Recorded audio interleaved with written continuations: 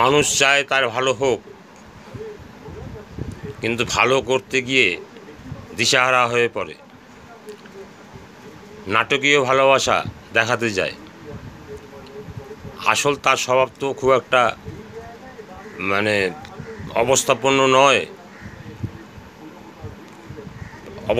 নয়। মানে তিনি একটু ছদ্মবেশে ভালোবাসা দেখিয়ে প্রোগ্রাম করে একটা দুটো ধাপ এগিয়েছে। এবার যে একটুখানি ইনকাম হচ্ছে তার আসল রূপ বেরিয়ে এসেছে ছদ্মরূপ থেকে।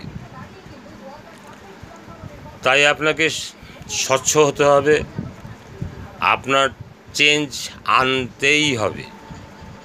আপনি যা আছেন সেটা আপনার স্বার্থের জন্য, আপনাকে চেঞ্জ আনতে হবে মানুষের জন্য, মানুষকে ভালোবাসার জন্য।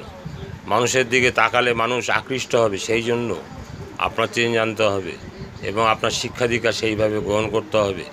তবে আপনার শিক্ষা দীক্ষার মূল্য আসবে এবং আপনি সাকসেস হবেন।